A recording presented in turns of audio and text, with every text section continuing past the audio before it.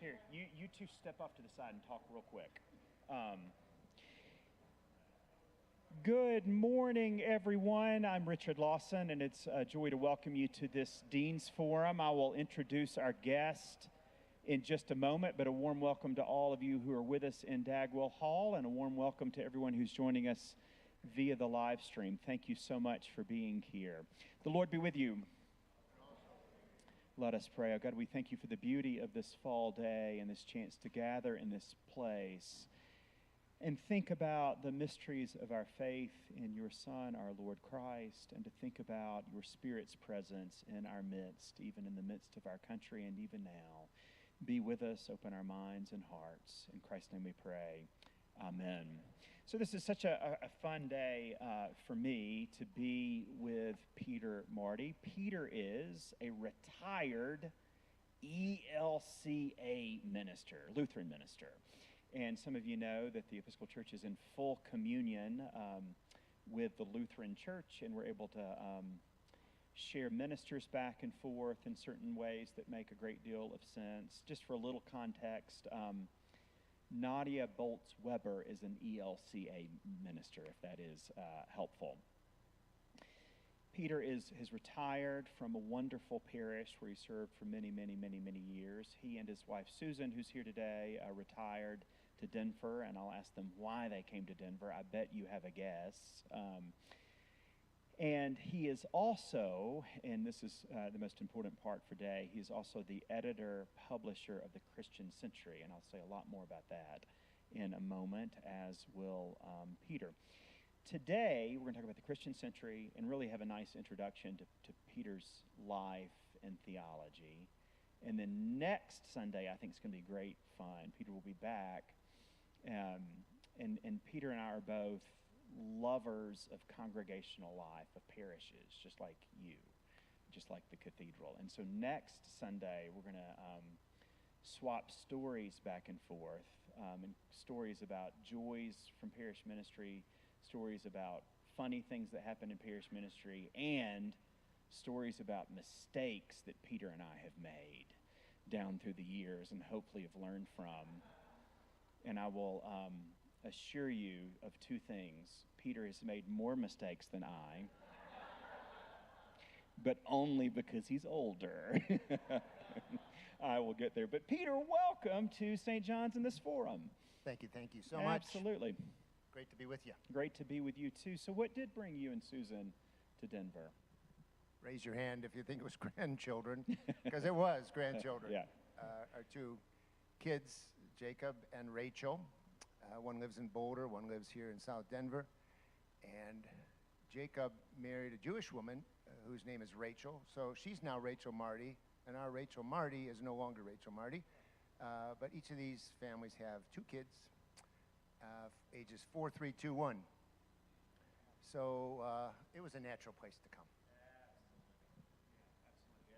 Rarely a Sunday goes by that I don't meet someone who is here for that very reason. It's good for growth at the cathedral, so I welcome it.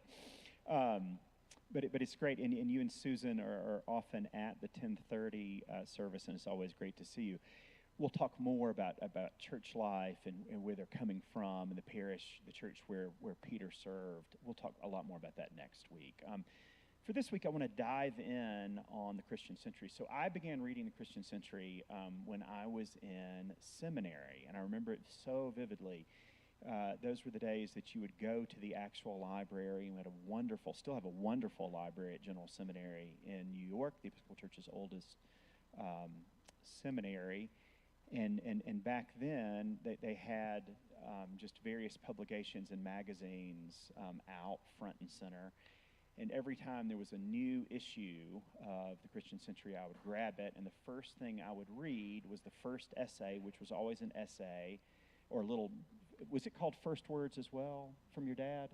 What was that?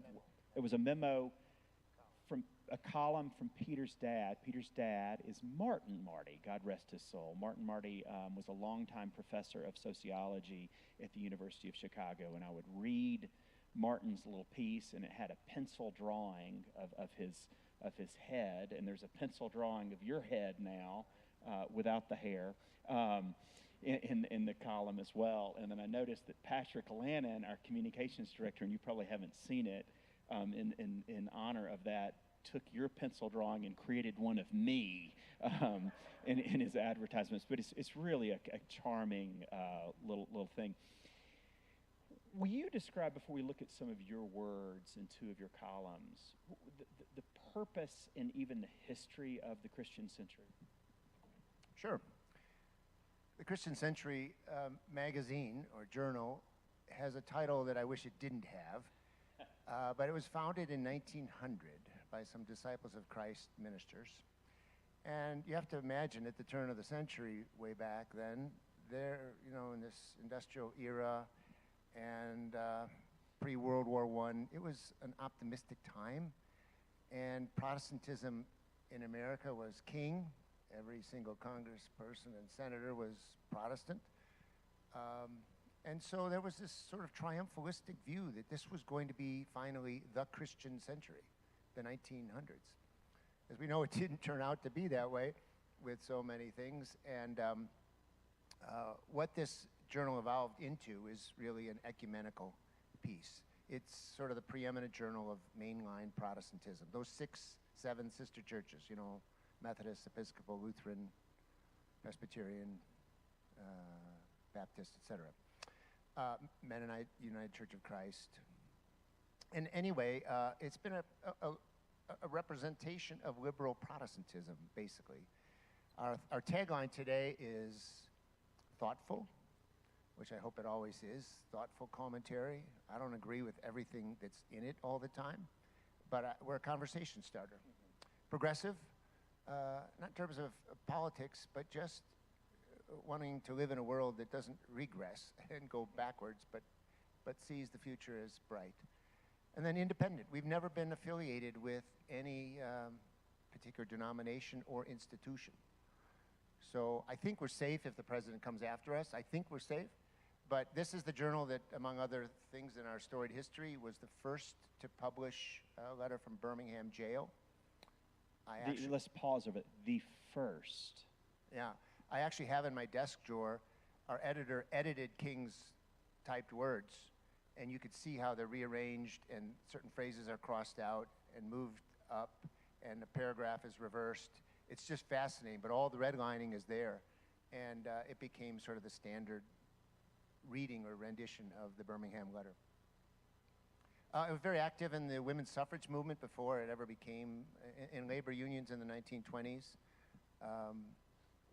Martin Luther King was a contributing editor in the late 50s, early 60s. And we try to cover everything from politics and culture to environment and science and everything in between. I mean, it's history, sociology, and every issue has columnists, it has feature stories, it has book reviews, etc. It's also beautifully printed. There's a print version and an online version. But let's look at some of Peter's words. I've given you a handout, and I want to start with reflecting on our reflection. And I've given you the entire piece. I'm just going to read one paragraph today. And the paragraph, if you want to read along with me, the paragraph I'm going to read is on the second column and the second full paragraph that begins, "It occurs to me that like animals." Do you see that one?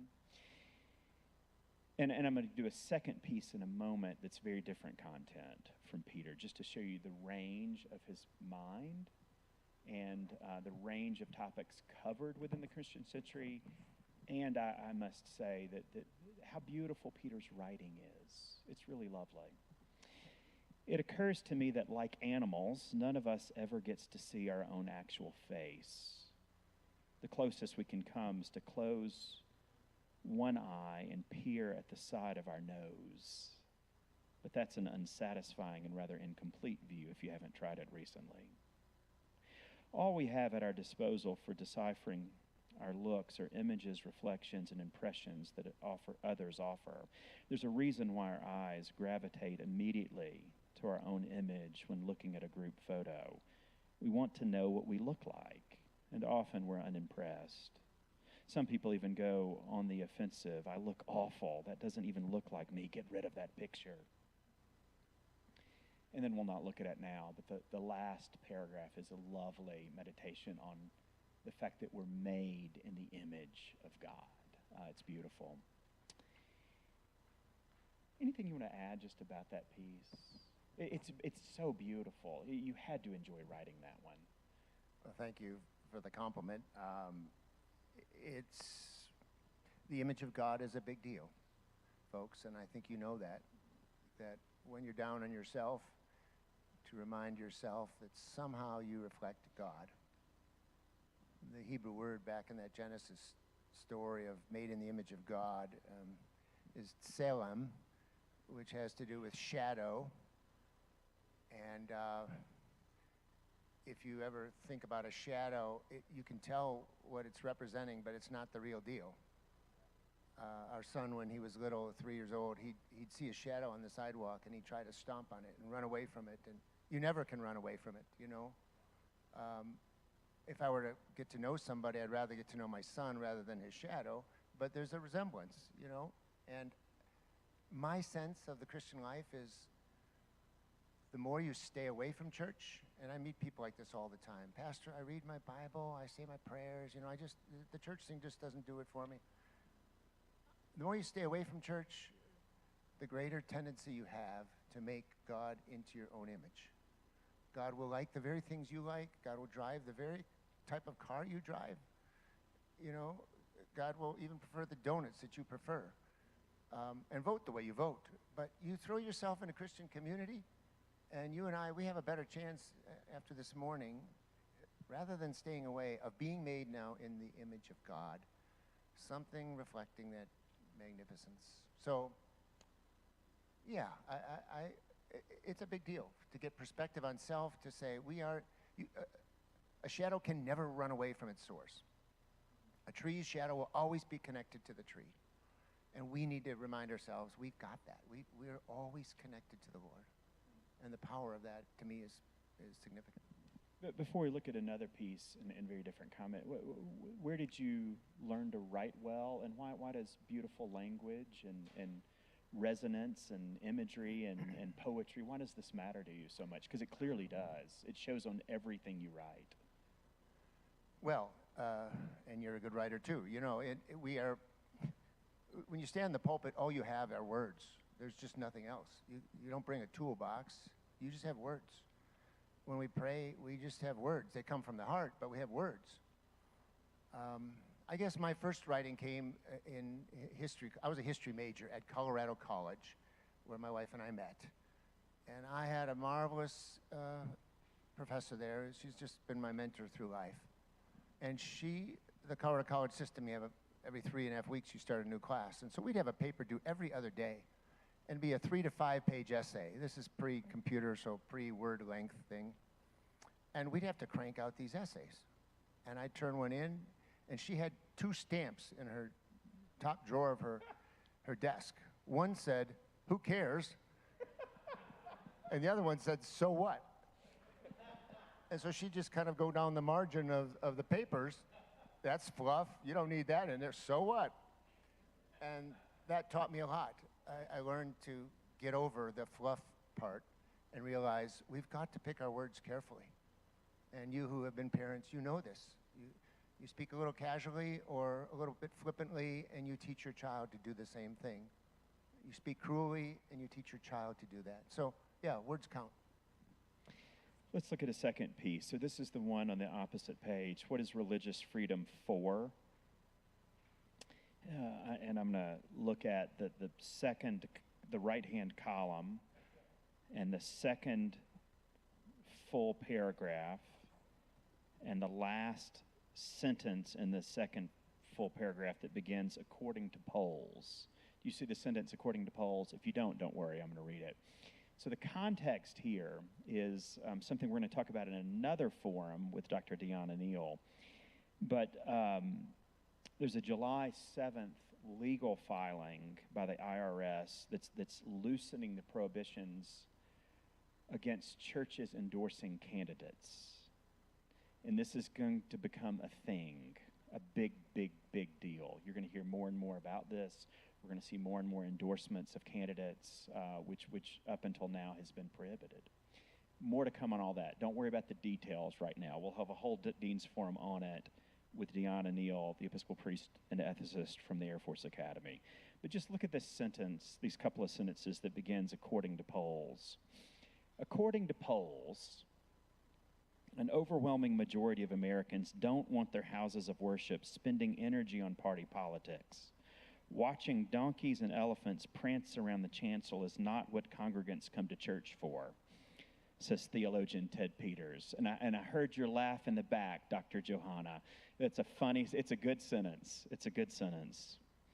I, for one, am less anxious about what the IRS ruling might do to congregations than I am about how certain politically enthusiastic pastors might distort the church's mission or their own calling. Regardless of what the law may permit, the church must always offer what ethicist Robin Levine calls something more than a Christian version of polarized identities. Let's move on from that, but ask, more importantly, what today in our country, what's your biggest worry, and where do you find hope? What's your biggest worry? What gives you the greatest amount of pause? Well, first, a quick response to that IRS thing. I think we're in a time period right now where for many, many people, politics has become their religion. And faith is subordinated to politics. And many of you grew up in a different era where you would come to church, you would cultivate and practice your faith in order to develop certain convictions and values that matter to you and that you believe count for the world, and you would take those to the voting box, the ballot box, and you would shape your politics around those values. Now, politics has become people's ethnic and moral meaning. They bring their politics into the pew. They're firmly convinced about what they believe, and if you can contort religion to fit around that, great. And we see this happening all the time. You know, some outrageous things happen, and these people are professing evangelical or other Christians, and you're thinking, how can you justify this? Well, if you make faith subordinate to politics, you can do that. And I think people are listening to political leaders more than they're listening to religious leaders. It's kind of idolatry, and it's frightening, actually. But that's just a comment on what I think has been a significant shift in the last generation and a half. What worries me most about the present time is not just the threat to academic freedom that I see happening, institutions being taken apart, scientific data being erased or discounted, the press, the freedom of the press, under real assault, and so forth and so on. But what really concerns me is how this is happening. We can talk all we want about authoritarianism or slide into authoritarianism, but what bothers me is the nature with which decisions are being made. We no longer refer to political opponents. Now they're called enemies. And if you watched the Charlie Kirk Memorial, you saw the president say, "I hate my enemies. I hate them, and I want to do them in."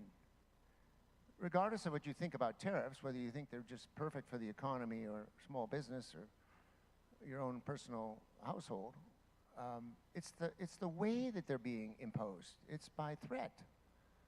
We don't like what Brazil is doing to Jair Bolsonaro, their former president, so we threaten them with tariffs. It's if a parent raises a child by threatening them, don't you ever do, if you touch that one more time, I'll kill you, you're raising a monster. Good parenting happens by promise. Everything Jesus tells a parable about, the kingdom of heaven is like a mustard seed. The kingdom of heaven is like this farmer who sprinkled seed, radically. The kingdom of heaven is like a pearl in the sand, He never says the kingdom of hell is like this, so watch out. That's threat. And unfortunately, a lot of Christianity is threat. If you don't baptize your child, the child's going to hell. It's become a popular 20th century phenomenon. But I wish there wasn't so much revenge, politics, retributive thinking, and cruelty. Sometimes cruelty for the point of cruelty. So regardless of what you think about certain policies or certain executive orders or certain actions, it's the way that they're happening that I'm troubled by. They just lack humaneness. They lack a sensitivity towards those who might actually be hurt by this decision. And I wish that lack of civility could change. Hope, as you look at the fabric of American society, where do you find hope? Where do you see light? I know you want it to increase, but where do you see it? Well, I see it in places like this. This is why we never miss church. Because, you know, if you feel powerless and you want to know, should I stand on the street corner and hold up a sign? Yeah, we are somewhat powerless, but yet we're not. And we move the world one individual at a time, one drop in the ocean at a time. When Jesus says, love your neighbor, that's singular. It doesn't say, go love your whole zip code. It's love your neighbor, one at a time. And I think Christian people who are empowered by communities like this one, every time you see an expression of hope, which are a lot of the ministries of the cathedral here, by the way, that is exciting to me. And I think it's how you go after civility. You don't go after it by incivility, which is, I would challenge Governor Newsom right now, tone down your Facebook posts. That's not the way to manage a crisis and cruelty. So one by one. Yeah, I mean, I love what you're saying, and it's all related. I mean, what you just said relates to what we were talking about earlier about language. Tone matters. The way we express ideas matters. And to see idea and form just separated, so to speak, is another. It's not the worst injustice we face, but it's related. Yeah. The way we say it. When our kids were growing up, my wife still does this to me as well, but she would say to our children, Jacob, can you think of another way to say that? When he's demanding or something. We need to think of other ways to represent ourselves and our causes and our faith. Yeah, and we'll not get distracted by it, but, and I say this as someone who's now at least middle age, so I know I need to be careful about my own tone in pointing this out. But the speed of social media, the speed of communication is also related to some of our problems, too. I mean, you know, church, if it's about anything, is about just slowing down the tempo of conversation with one another and with God enough to create more room. And don't you sometimes just feel out of breath when you're online, that there's not enough room? And I think that's a related issue, too. Oh, absolutely. Yeah, people who try to keep up with the pace of technology and social media, I'd hate to be married to them, because that's a rat race. It's beautiful. It brings beautiful things into our lives. But when can you ever recollect yourself and come back to your center? If you don't have a center in your life, and I don't have a center, we have no circumference. We are just a discombobulated, piece of ether that's trying to figure out our next move. So, yeah.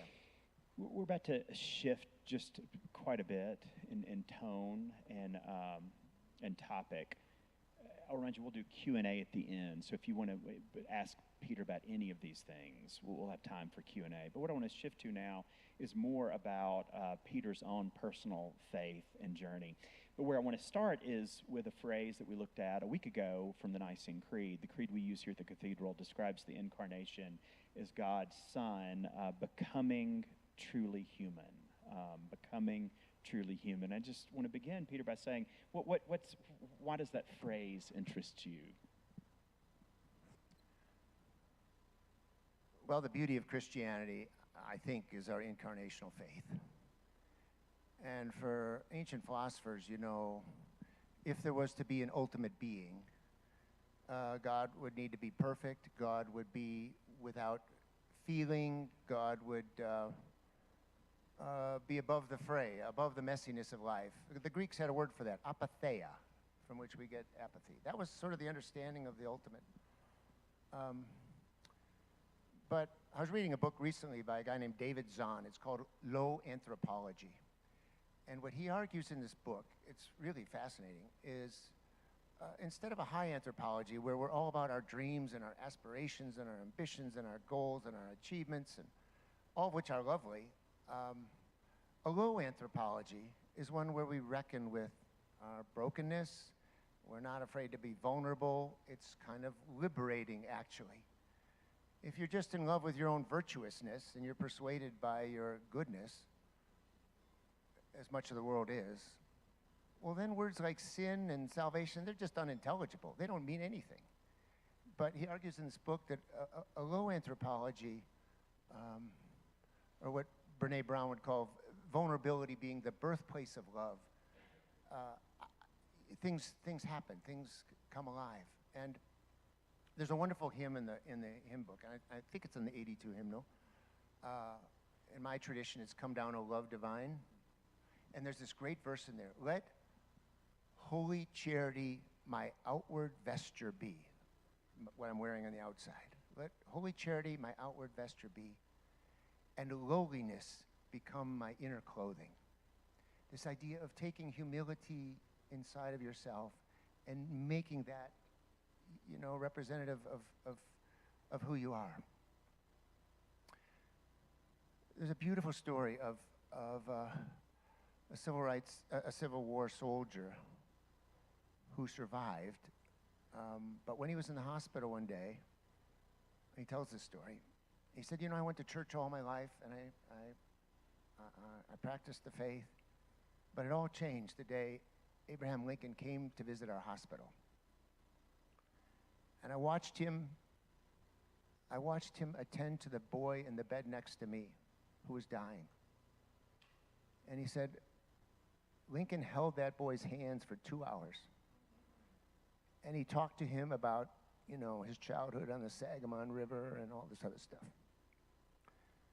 And he held his hand until he died. And the soldier says of Lincoln, he said, "I saw his tired face and his sad eyes, and I learned more about the compassion of God in that moment than I had ever known."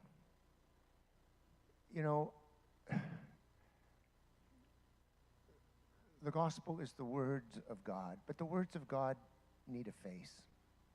The word has to become flesh.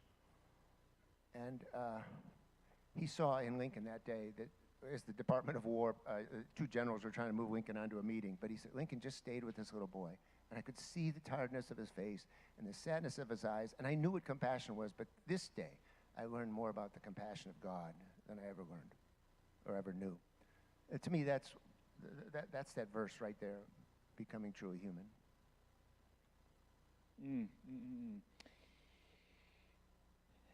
All of you have heard me say this before. So John Batiste, great musician. If you don't listen to him, all of you will enjoy him. But when he used to be on a TV show, his band was called Stay Human. And I love that title. And I want to say, Peter, ask you, we know you love the Bible. You've already illustrated that. We know you're a person of prayer and faith. You've already illustrated that. What else helps you stay human? Well, I think I would reword that just a little bit, because I'm not sure I'm fully human yet. We're all on the path to becoming more humane people, which is what the word human comes from. Martin Luther had this great phrase that life is not righteousness, but life is growing in righteousness. Life is not health, but healing. Life isn't being, but it's becoming. We aren't yet what we shall be. So, we're not these finished products. Maya Angelou was once on the Today Show, way back with Brian Gumbel. And Brian Gumbel asked her, what are you hoping to do with the rest of your life? She said, well, I want to become a better writer. I want to become more human, and I'd like to become a Christian. He said, I thought you were a Christian. She said, well, I meet these people, and they come up to me and they say, I'm a Christian. And I say to them, you are already? My goodness, you're fast. It's her way of saying, you know, yeah, we're always in this process of becoming. But to stay human, to use that phrase, you know, the old, the Cardinals, St. Louis Cardinals catcher, Joe Torre, who became the manager of the Cardinals. One day he has this exchange with Phil Rizzuto, the storied broadcaster of baseball. And Phil Rizzuto said, you know, you could manage a lot better from up here in the broadcast booth. And Joe Torre says, no, you have to look into their eyes. It was his way of saying, I can't manage unless I can see into the eyes of these human beings that I'm trying to coach and guide them in this way. I have a friend, she's a retired bishop out of Minneapolis, and her son died a couple of years ago. He had Down syndrome, and he died young at the age of 26, 7, 8. And she said, all these people delivered meals to our house, and we got lots of meal cards. You know, for $50, you can meal bites, I don't know what they're called. And she said, you know what? I don't remember a single specific donor connected with those cards, but everybody who brought a meal and rang our doorbell instead of mailing a card, I'll never forget. The turkey tetrazzini, I'll never forget what they brought it in, and I'll never forget the compassion in their eyes. Do you know? So to be human is to look at each other like we're doing today, which is a blessing you don't get when you worship virtually, of course, in the same way at least. And like the rest of you, and you, Richard, I'm on the path, I hope, to becoming more fully human. So we've got a parishioner that goes to the 8 o'clock service, Jim Mercurio, and he just told me the story. It's a funny story, so I'm prepping you to laugh in a minute, okay? So at his last parish, before the service started, the priest was in the back with a teenage acolyte. It was a memorial plaque on the wall for those who died during war, parishioners. The teenage acolyte is reading the names and turns to the priest and said, what are these names? The priest says, it's people who died during service. Teenage... Yeah. Teenager replies, the 8 or the 10:30.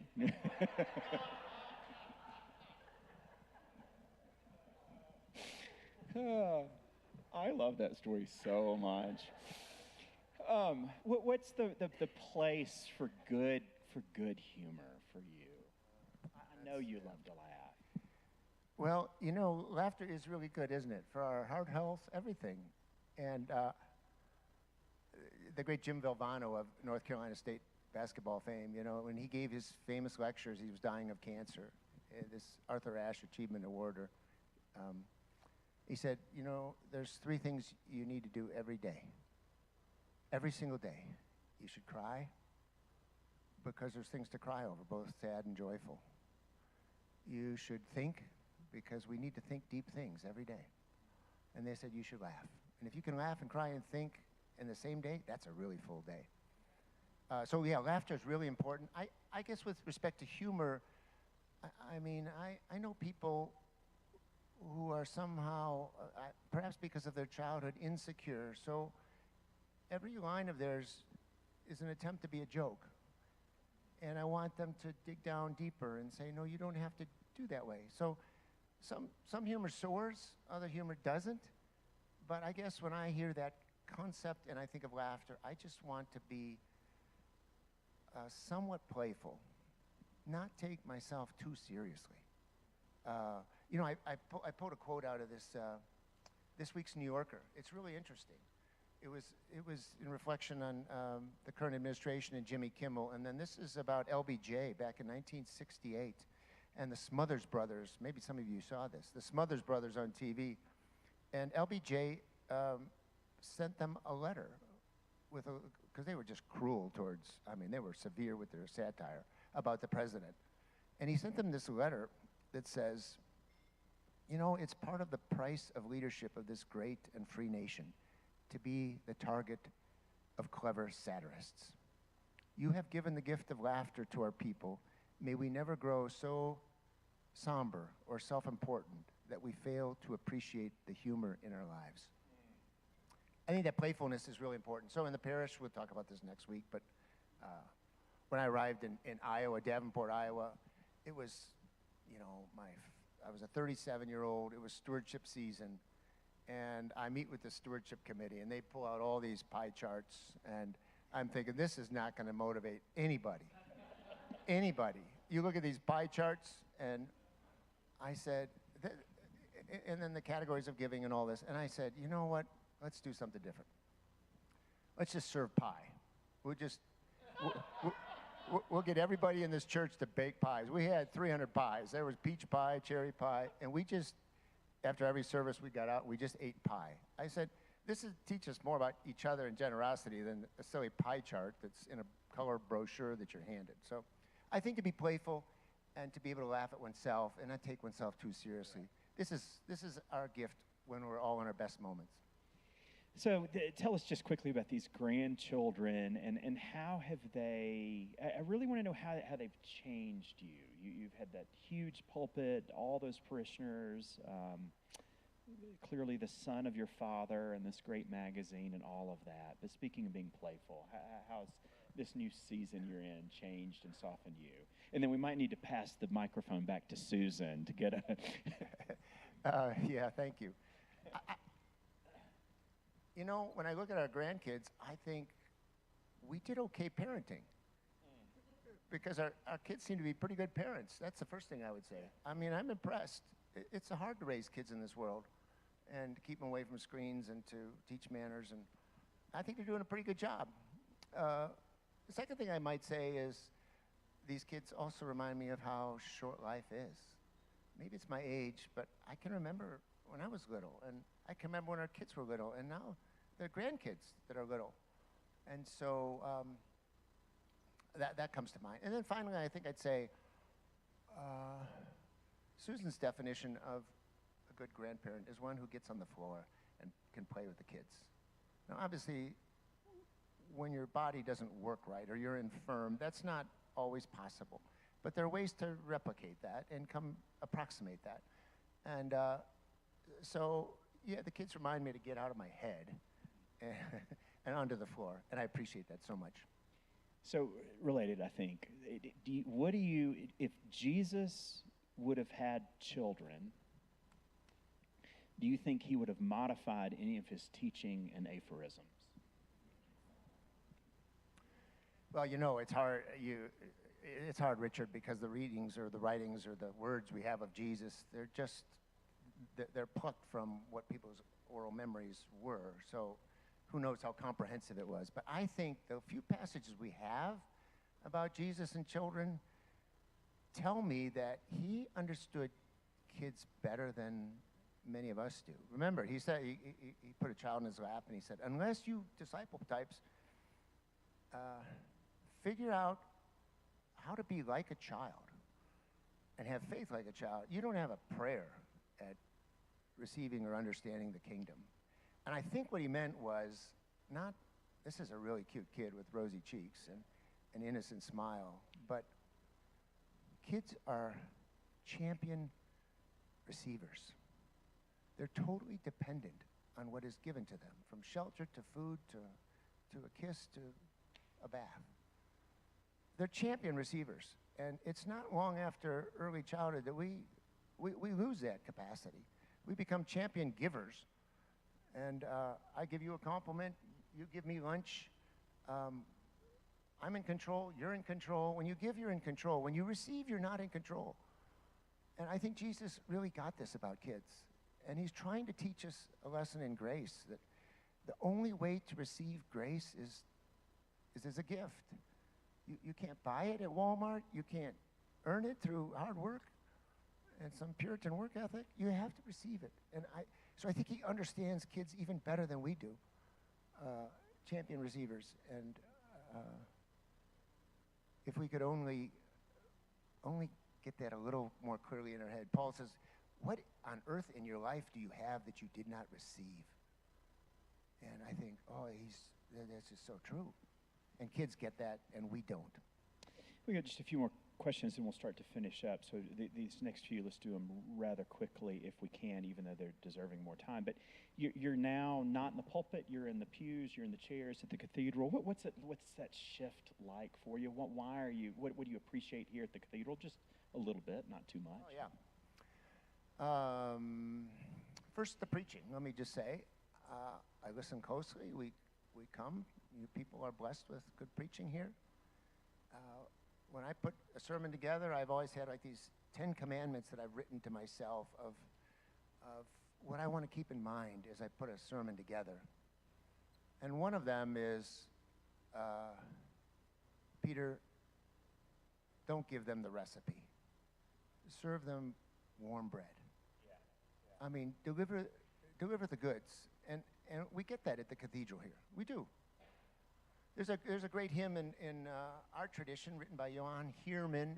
It's got a lovely Catherine Winkworth translation. Anytime you see Catherine Winkworth in tiny type at the bottom of your hymnal page, just pay a lot of attention because it's going to be a beautiful translation. And there's a verse in that hymn, "O God, my faithful God." Is that in your hymnal? It might be. Or under a different name? No, Paul Keene says no, so the answer truly is no. Okay. Paul, I can't wait to meet you right after this. But there's a verse in there, and I think of this with the preaching.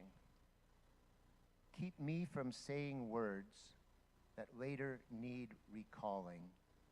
Guard me lest idle speech may from my lips be falling.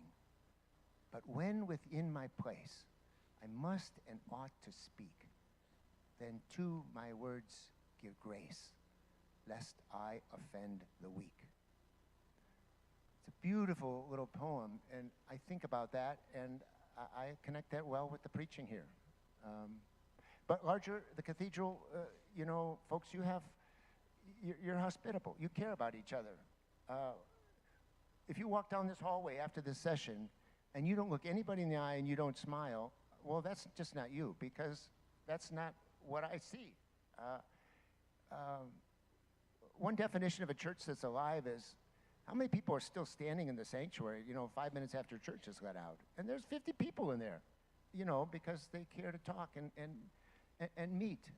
And there's something about the space, and there's something about what the staff here is helping to create that fosters this idea that we need to take an interest in each other, because we're all different, and that's why we come here. And God is here, and you know that, and everywhere. Last week we talked a lot about that old word for God, incomprehensible. We talked about maybe the better synonym today being mysterious. What for you is most mysterious about God? And I mean that positively, and then the follow-up would be, have you ever had a time in your life, you struggle with doubts? I mean, have you ever had a crisis of faith? And I realize this is an intense personal question, but what's the role of doubt in your life? I have doubts like everybody has, but they don't ever cripple me, because for me, the opposite of faith is not doubt, but it's certainty. And I don't want to be overly certain about many things, because what that does is it strips you of curiosity. And I've got all kinds of curiosity. I want to take a cancer cell in my hand when I arrive in heaven and say, Lord, what in the heck is this? Why is this? I have curiosity about many things. But honestly, I don't think doubt is, it doesn't cripple me. If I've ever had a crisis of faith, it was when I came home from Africa. I lived in Africa for a year and a half as a young person before seminary. And when I left from Africa, my mother could beat me in tennis. When I came home, she was in an urn in the church vault. She died of a brain tumor. And so I went to church to pick up the urn. It was my job. My brothers helped care for her as she died. And I was to transport her from Chicago to northern Wisconsin, where we buried her on an island where we vacationed. And so the pastor says these kind words, hands me the urn. I take it out to the car. I'm all by myself, and I put Mom in the front seat. I think I can't drive next to Mom in the front seat. This isn't right. So I I put her in the back seat and I strapped her in and I said, that's kind of foolish. You know, why don't I just put her in the trunk? So I put her in the trunk and then I thought, well, if I get rear-ended, that would be a real mess. So then, you know, I picked up that, it was a paint can, basically, with a label on top. And I said, this is the Apostle Paul. He said, if there's no resurrection of the dead, you're wasting your time. Your preaching is in vain. Your life is a fool's errand, and all is vanity. But if there is the resurrection of the dead, you don't have anything to worry about. I put Mom right down there on the floor of the driver's side, and I drove happily to Wisconsin. And I've never had an issue since. I mean, the resurrection, it either is or it isn't, folks. I'm going to place my bets on that implausible story that God has this awesome capacity to raise dead people, including in the course of our lives. And so if I came closest to crisis of faith, it was with the urn of my mother. So, last question, and then we'll open up for Q&A. Truly, I commend the Christian Century to all of you. Beautifully, beautifully published. I know all of you would deeply enjoy it. And one of the things that you would enjoy the most are the book reviews. The book reviews are beautiful and interesting. Peter, as we close and open it up for other questions, what's the most interesting novel and work of nonfiction you've come across recently? Yeah. Well, I have to punt on the fiction because I turn that over to my wife. I say, tell me what this is about, will you? Because she devours fiction. And I have to read so much, a lot of 2 and 3 chapters of a book that I never get to finish, and so many manuscripts.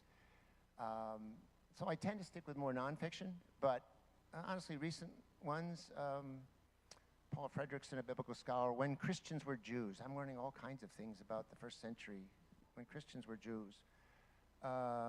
John Meacham, The Soul of America. Heather McGee wrote this marvelous book, The Sum of Us, S-U-M, The Cost of Racism, where she argues racism hurts the white community as much as it hurts the black community. We're all in this together. Going Anthropologies, a good David book. Zoll. Yeah, and on and on. I mean, yeah, no, thank you for all of that. Well, let's open it up for questions. Kimmy's going to come around, so raise your hand if you got a question. If you're the next question, go ahead and raise your hand so she can see you and come to you. Tony's got the first one. Please state your name and your question succinctly, if you will. Tony Lumkow. I wonder if we could talk a little bit about the relationship of the Christian Century to the other kind of prominent Christian magazines, because I think that, at the end of the 20th century, there was a clear division of labor where, Christianity Today was started as the evangelical alternative to the Christian Century. And then Jim Wallace started Sojourners as the evangelical left's alternative to Christianity Today. Meanwhile, the Jesuits have America.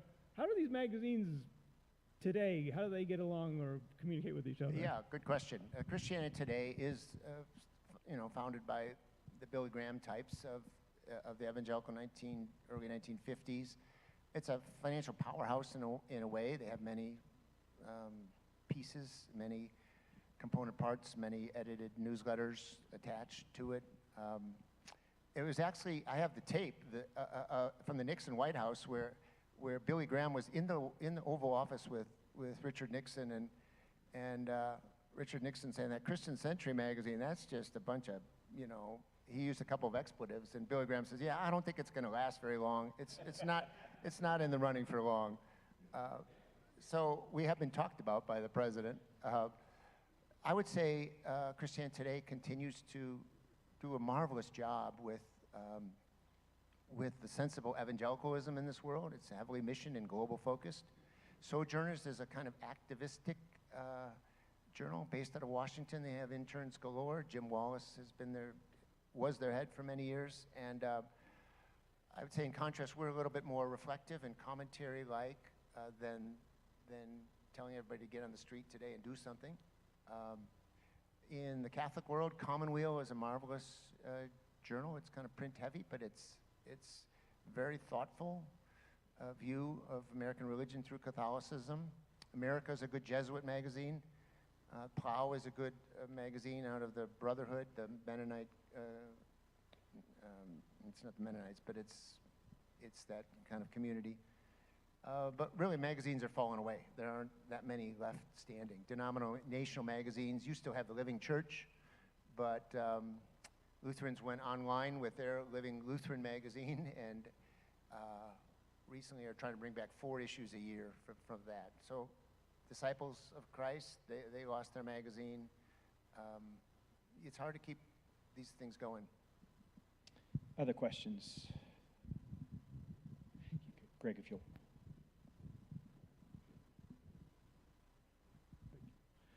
Hi, I'm Greg Mavizian. I appreciated your comments on resurrection, and it made me think, in this age of anxiety and fear, what practically speaking comes out of your theology that gives you optimism about the future? Because I feel like a lot of us are not having much in the way of optimism in our hopes for the future. Well, thanks, Greg. You're right. Optimism is kind of reading the present circumstances and believing that they will turn out just grand, which is hard to justify some days. Hope is always outside of our circumstances. It comes from the outside. The Bible doesn't say, the Bible says Jesus was raised. In other words, somebody came in and raised him. He didn't raise himself. It's always external. When Nelson Mandela was in the prison on Robbins Island, and after 24 years, he's allowed a visit from his daughter, who brings in his first grandchild. And he said, my hands were all leathery from digging trenches and all the hard labor. And I held this child, and I just said Zaziwe right on the spot. He named her Hope. Because it came from the outside, and he said it's that kind of stuff that happens on the outside that reminds us that all is not lost and that all can happen. I think we have to keep looking for signs that aren't just based on the circumstances of the moment. If circumstances define you and they define me, one theologian I know said that's the definition of hell. We cannot be defined by our circumstances, whether it's cancer or anything else. And so it's always hoping that God will speak to the right people and assist us in doing the right things, always, I think, from the outside in, rather than to believe that something's going to mysteriously twist and these circumstances are going to turn rosy or optimistic. I think that's a brilliant place to end. Peter will be here if you have any other questions. Don't hesitate to come up to him. He'll be with us next week. We'll talk about parishes that we've served again and share a lot of stories. Thank you so much for the good questions. Thank you so much for your presence. Peter, thank you, Richard. Thank you for being here. Blessing, folks.